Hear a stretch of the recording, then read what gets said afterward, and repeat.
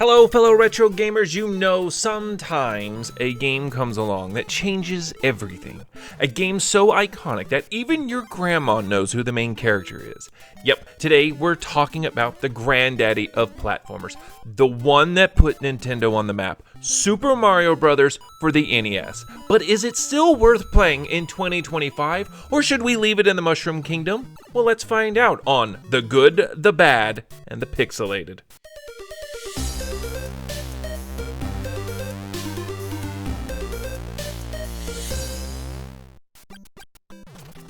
Released in 1985, this little gray rectangle here pretty much saved the entire video game industry. We had the crash of '83, a wasteland of bad games and bankrupt companies, and then out of nowhere, Nintendo drops this masterpiece. You know the story. You're a plumber named Mario. Your girlfriend, Princess Toadstool, or Peach, gets kidnapped by a giant fire-breathing turtle dragon thing named Bowser. And it's up to you to run, jump, and stomp your way through 8 worlds of Goombas, Koopa Troopas, and that weird cloud guy who throws spiky death balls at you. But what really made this game legendary? 2 words: level design. Every screen, every block, every enemy was placed with purpose. It taught you how to play without saying a word.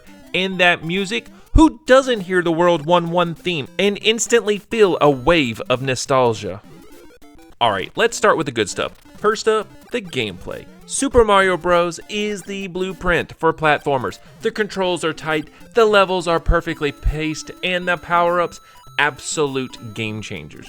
Think about it. The mushroom makes you big, the fire flower lets you shoot fireballs, and the invincibility star makes you feel like a pixelated god for 5 seconds. And then there are hidden secrets, warp zones, vine climbs, secret one-ups. Every level is packed with things to discover.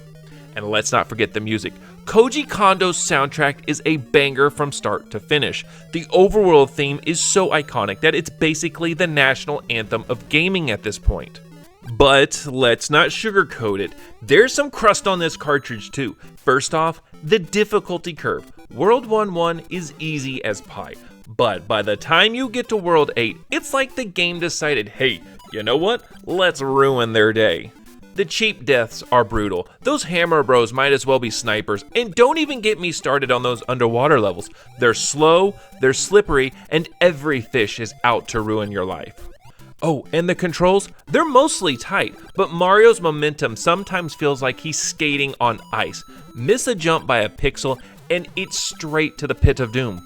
So how does Super Mario Bros. Hold up today? Well, honestly, pretty darn well. It's still a blast to play, and it's basically a master class in game design. The controls are a little floaty by modern standards, and the difficulty can be downright evil in the later levels, but it's a classic for a reason. And hey, if you want a real challenge, try out Super Mario Bros. 2, the Japanese version, also known as the Lost Levels here in the US.